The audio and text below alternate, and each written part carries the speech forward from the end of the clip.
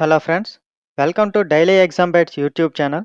ఈరోజు మనం ఫిబ్రవరి 23 కరెంట్ అఫైర్స్ని చూసుకుందాం. చాలా ఇంపార్టెంట్ క్వశ్చన్స్ ఉన్నాయి. వీడియో లాస్ట్ వరకు చూడండి, మీకు కొన్ని మార్కులు తెచ్చిపెడతాయని ఆశిస్తున్నాం.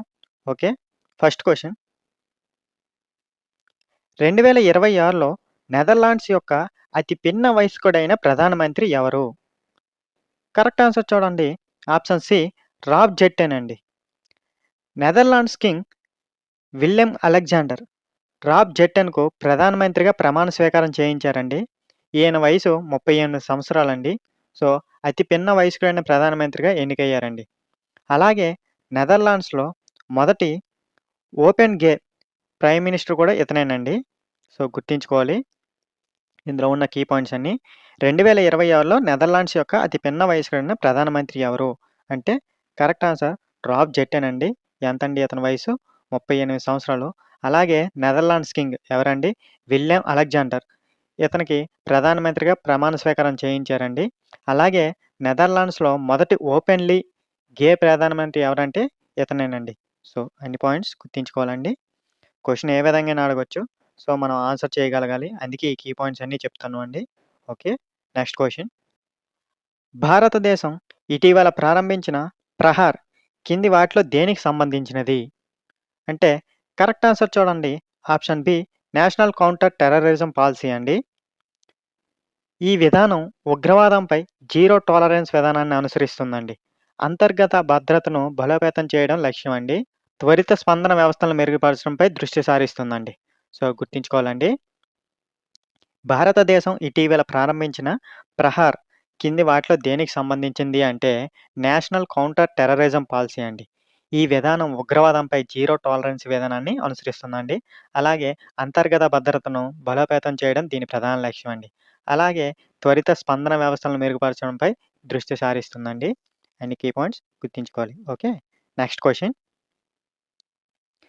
2026లో ఉత్తమ పిల్లలు మరియు కుటుంబ చిత్రంగా బాఫ్టా అవార్డును గెలుచుకున్న మణిపురి చిత్రం ఏది? అంటే కరెక్ట్ ఆన్సర్ చూడండి, ఆప్షన్ సి భూంగ్ అండి. ఈ చిత్రానికి దర్శకురాలు లక్ష్మీప్రియా దేవి అండి. 79వ BAFTA awards royal festival hall లండన్‌లో జరిగాయండి. సో, గుర్తుంచుకోవాలండి.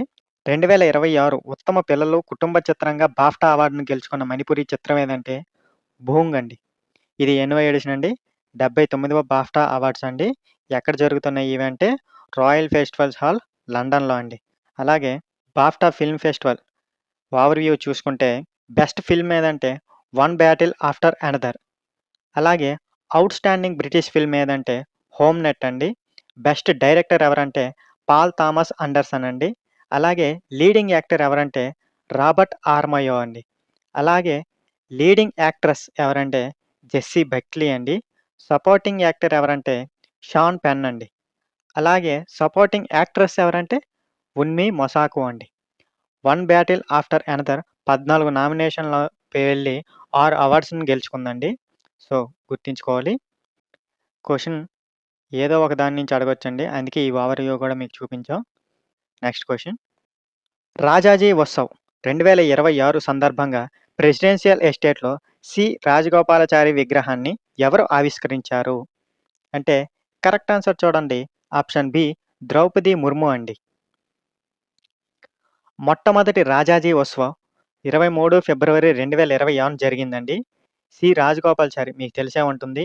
ఈయన స్వతంత్ర భారతదేశపు మొదటి మరియు ఏకైక భారతీయ జన్మించిన గవర్నర్ జనరల్ అండి. ఓకే, ఆయన జూన్ 21, 1948 ఈ పదవి చేపట్టారండి. సో, గుర్తుంచుకోవాలి. రాజాజీ ఉత్సవ్ 2026 సందర్భంగా ప్రెసిడెన్షియల్ ఎస్టేట్‌లో సి. రాజగోపాలాచారి విగ్రహాన్ని ఎవరు ఆవిష్కరించారు? అంటే కరెక్ట్ ఆన్సర్ మన రాష్ట్రపతి ద్రౌపది ముర్ము గారండి.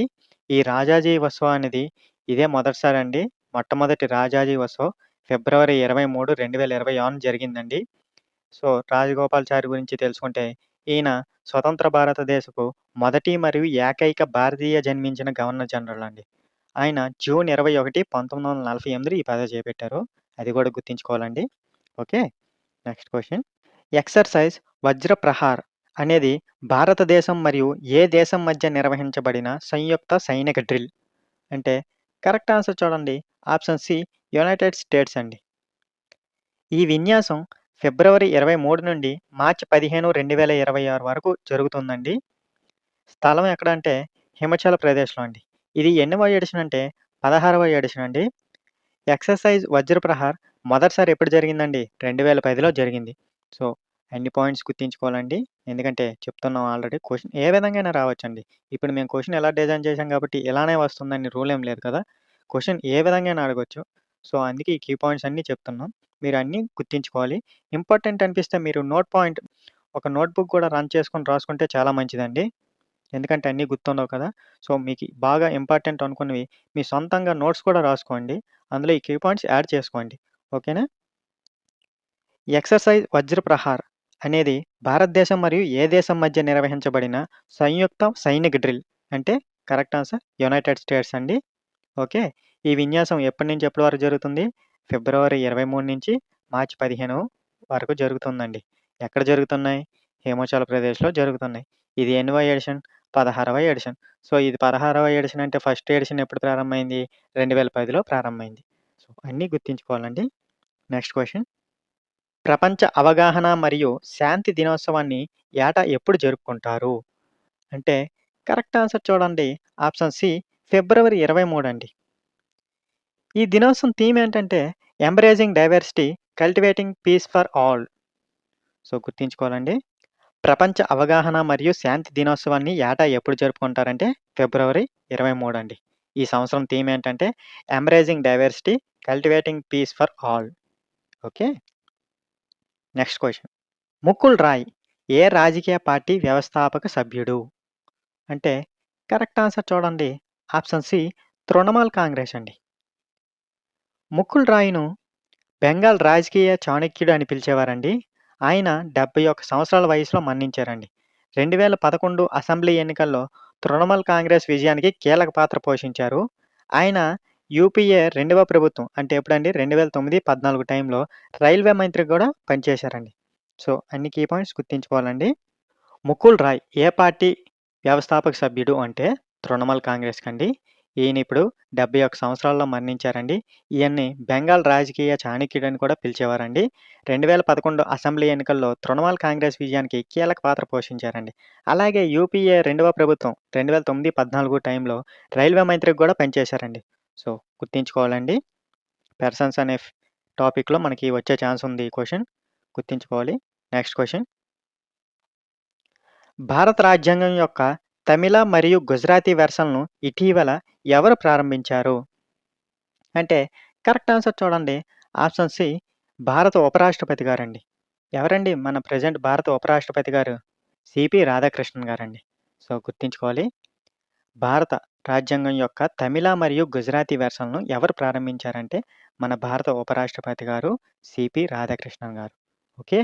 భారత రాజ్యాంగం నవంబర్ 26, 1949లో ఆమోదించబడిందండి. అయితే జనవరి 26, 1950న అమల్లోకి వచ్చిందండి. సో, ఈ 2 డేట్స్ కన్‌ఫ్యూజ్ అవ్వకూడదండి. అందుకే చెప్తున్నాం. ఎప్పుడు ఆమోదించబడింది అంటే నవంబర్ 26, 1949. అదే ఎప్పుడు అమల్లోకి వస్తుంది అంటే జనవరి 26, 1950 నుంచి అమల్లోకొచ్చిందండి. ఇటీవల సంవత్సరాల్లో రాజ్యాంగ అధికారిక అనువాదాలు ఏవి జరిగాయంటే బోడో, డోంగ్రీ, సంతాలి మరియు నేపాలీ భాషల్లో కూడా విడుదలయ్యాయండి. సో, అన్నీ గుర్తుంచుకోవాలండి. ఓకే. Next question. ఆర్థికంగా వెనుకబడిన కుటుంబాలకు పోషకాహారం అందించడానికి పంజాబ్ ప్రభుత్వం ఏ పథకాన్ని ప్రారంభించింది? అంటే కరెక్ట్ ఆన్సర్ చూడండి. ఆప్షన్ బి మెరీ రసోయి అండి. ఈ పథకం ప్రధానంగా బ్లూ కార్డ్ హోల్డర్‌కు లక్ష్యంగా పెట్టుకుందండి. మెరీ రసోయి పథకం కింద ఆహార కిట్‌లలో ఏమేమి ఉంటాయో ఒకసారి చూడండి. పప్పులు, చక్కెర, అయోడైజ్డ్ ఉప్పు, పసుపు పొడి, ఆవ నూనె. ఇవన్నీ ఆ కిట్‌లలో ఉంటాయండి. సో, గుర్తుంచుకోవాలి. ఆర్థికంగా వెనకబడిన కుటుంబాలకు పోషకాహారం అందించడానికి పంజాబ్ ప్రభుత్వం ఇది కూడా గుర్తుంచుకోవాలండి. ఏ ప్రభుత్వం అని అడగొచ్చు. అప్పుడు పంజాబ్ ప్రభుత్వం ఏ పథకాన్ని ప్రారంభించింది? ఆ పథకం పేరేంటండి? Option B Mary రసోయి. అయితే ఆ మేరీ రసోయి పథకం కింద ఇచ్చే కిట్‌లలో ఏముంటాయి అంటే పప్పులు, చక్కెర, అయోడైజ్డ్ ఉప్పు, పసుపు పొడి, ఆవ నూనె ఇవి ఉంటాయండి. ఓకే. ఎవరిని లక్ష్యంగా పెట్టుకుందంటే అక్కడున్న బ్లూ కార్డ్ హోల్డర్స్ కుటుంబాలను లక్ష్యంగా పెట్టుకుందండి. అన్ని కీ పాయింట్స్ గుర్తుంచుకోవాలి. Next question. Atal Bihari Vajpayee the eternal statesman అనే పుస్తకాన్ని ఎవరు విడుదల చేశారు? అంటే కరెక్ట్ ఆన్సర్ చూడండి. ఆప్షన్ సి ఉపరాష్ట్రపతి సిపి రాధాకృష్ణన్ గారండి. మనం ఆల్రెడీ ఇంతకుముందు ఒక క్వెషన్ చూసాం. సేమ్ ఆన్సర్ వచ్చింది. వైస్ ప్రెసిడెంట్ సిపి రాధాకృష్ణన్ గారండి. అది ఏ క్వెషనో కింద మీరు కామెంట్‌లో చెప్పండి. ఓకే. ఈ క్వెషన్‌కి answer Atal Bihari Vajpayee the eternal statesman అనే పుస్తకాన్ని ఎవరు విడుదల చేశారు అంటే వైస్ ప్రెసిడెంట్ సిపి రాధాకృష్ణన్ గారండి. అయితే ఈ పుస్తకంలో ముఖ్యంగా పోఖ్రాన్ అణు పరీక్షలు మరియు ఢిల్లీ మెట్రో విజన్ వంటి ముఖ్య సంఘటనలను కవర్ చేసిందండి. అటల్ బిహార్ వాజ్పేయి గారు భారతదేశపు 10వ ప్రధానమంత్రి అండి. ఆయనకు 2015లో భారతరత్న అవార్డు కూడా లభించిందండి. సో, గుర్తుంచుకోవాలి. Atal Bihari Vajpayee the eternal statesman అనే పుస్తకాన్ని ఎవరు విడుదల చేశారంటే మన వైస్ ప్రెసిడెంట్ సిపి రాధాకృష్ణన్ గారండి. అలాగే ఇందులో ముఖ్యంగా ఏం కవర్ చేస్తున్నాయంటే పోఖ్రాన్ అణు పరీక్షలు మరియు ఢిల్లీ మెట్రో విజన్ వంటి ముఖ్య సంఘటనలు కూడా కవర్ చేస్తున్నాయండి. అలాగే అటల్ బిహార్ వాజ్పేయి మనకి భారతదేశపు ఎన్నవ ప్రధానమంత్రి అండి? 10వ ప్రధానమంత్రి అండి. అలాగే ఆయనకు భారతరత్న ఎప్పుడొచ్చింది? 2015లో వచ్చింది. సో, గుర్తుంచుకోవాలండి. Next question. 10వ అస్సాం పోలీస్ బెటాలియన్ ప్రధాన కార్యాలయానికి శంకుస్థాపన ఎక్కడ జరిగింది? అంటే కరెక్ట్ ఆన్సర్ చూడండి. ఆప్షన్ బి తర్రాంగ్ అండి. ఈ శంకుస్థాపనను అమిత్ షా నిర్వహించారండి. సో, ఇది కూడా ఇంపార్టెంట్. ఎవరు శంకుస్థాపన చేశారు అంటే అమిత్ షా. ఎక్కడ అంటే తర్రాంగ్ అండి. ఈ బెటాలియన్ హెడ్ క్వార్టర్స్ ముఖ్య లక్షణాలు ఒకసారి చూసుకుంటే 750 మంది పురుష సిబ్బందికి బ్యారక్స్, 450 మంది మహిళా సిబ్బందికి బ్యారక్స్, అలాగే నివాస మరియు ఆపరేషనల్ మౌలిక సదుపాయాలు, ఆసుపత్రి మరియు శిక్షణా కేంద్రం, ఫైరింగ్ రేంజ్ మరియు సర్వేలెన్స్ సదుపాయాలు, స్పోర్ట్స్ కాంప్లెక్స్ ఇవన్నీ అక్కడ ఉన్నాయండి. ఓకే.